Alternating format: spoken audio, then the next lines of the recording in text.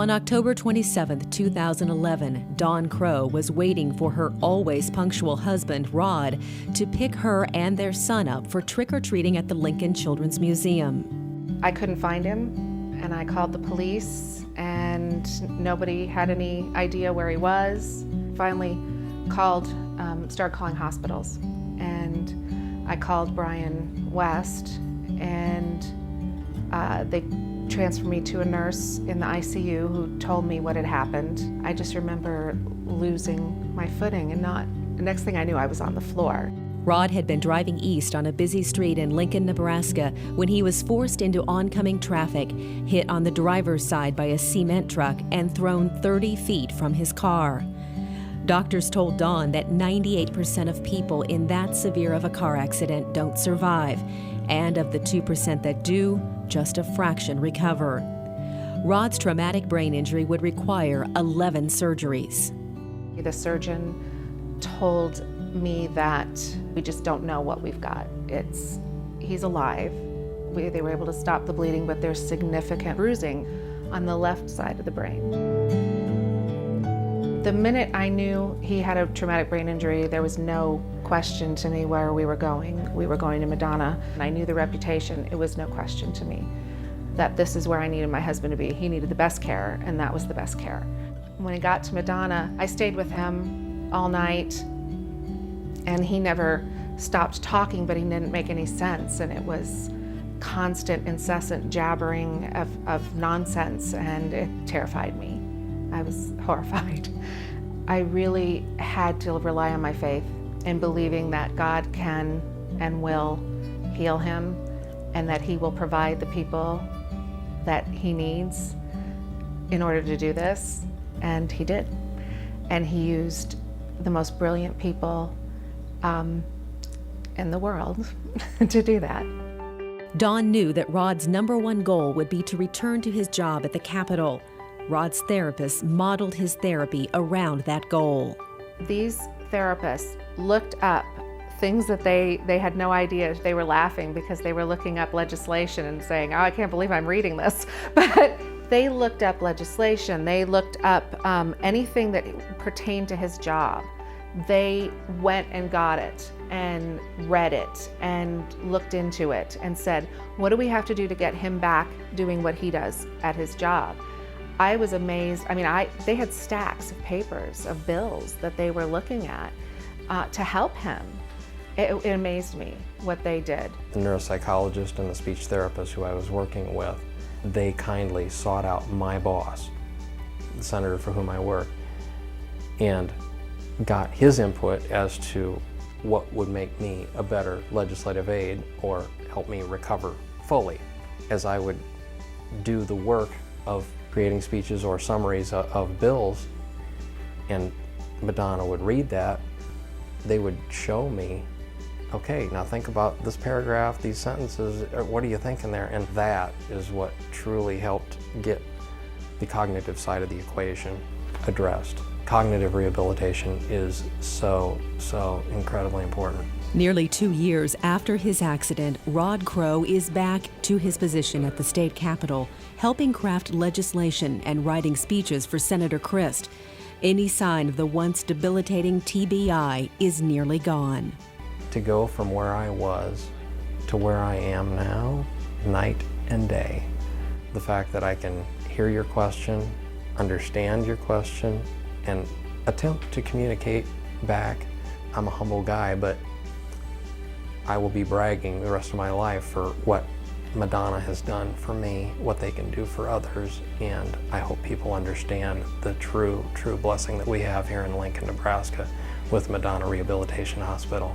And that's why people from across the country are coming to Lincoln, because of the blessing we have here. So the impact that they had was tremendous and beyond words.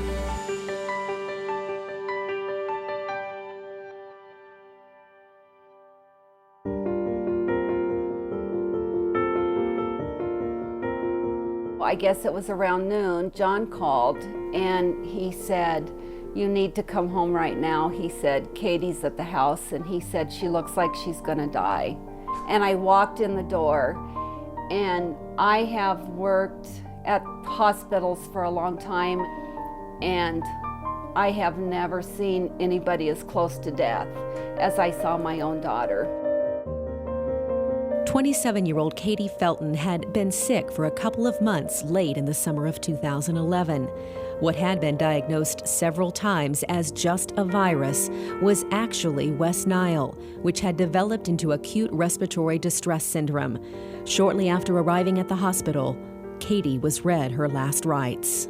And they worked on her for, I don't know, an hour or two in the emergency room and told me I needed to call all my family to the hospital. We get to UNMC, and they met us and said, your daughter has ARDS. And they said the survival rate isn't high, but we will do everything that we can to save her. Doctors saved Katie's life, but after just 1 month of rehabilitation at an Omaha facility, Katie was discharged unable to walk and reliant on others for all of her care. Katie couldn't do anything when we brought her home. She couldn't transfer herself. When she was done with therapy, they'd bring her back, or John would bring her back, and all she did was lay in bed. You know, we tried to work out a system where we could hear Katie. John and I would lay up all night long, just waiting for her to call or need something. So we knew that we needed to do something, and we knew that she hadn't had the right rehab. A Facebook message from Madonna nurse Kristen Miles to Katie's sister convinced the family to go to Lincoln for an evaluation. It took every bit of maybe 2 hours, and they said, Katie needs really intense inpatient therapy. I mean, right away, we knew that Madonna was where we needed to be with her. We knew that Madonna was going to help save Katie's life. When I first started at Madonna, I couldn't do half the stuff they wanted me to do. I couldn't even raise my head. My arms were weak. I couldn't raise my arms. My legs weren't moving. I mean, I could wiggle my toes. But I wasn't there mentally. I just knew I was miserable.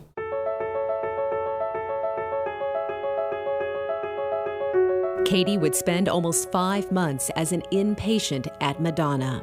Madonna, to me, they work with a sense of urgency. Let's come in, let's get it done. We've seen it before. This is what we do. This is normal. This is where we go.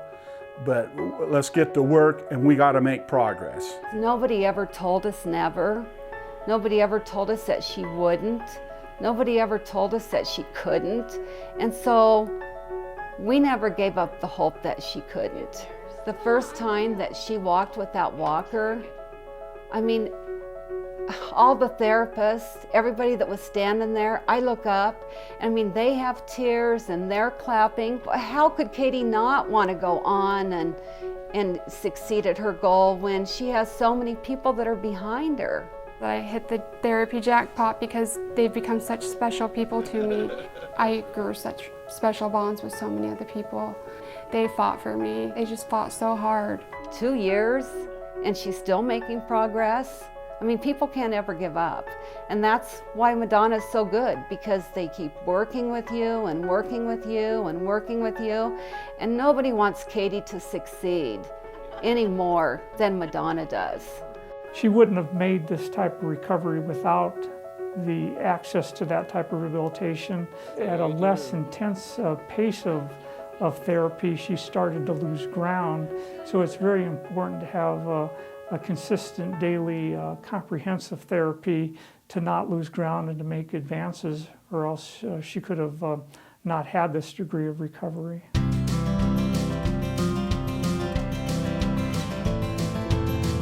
Katie just finished outpatient therapy at Madonna this last summer. She is able to walk with just one cane at times and regained her ability to drive.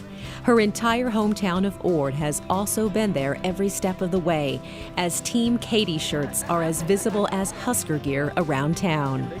She came in just a broken person, and she's just vibrant now. She is Katie. I really feel like I can just do whatever I want to do.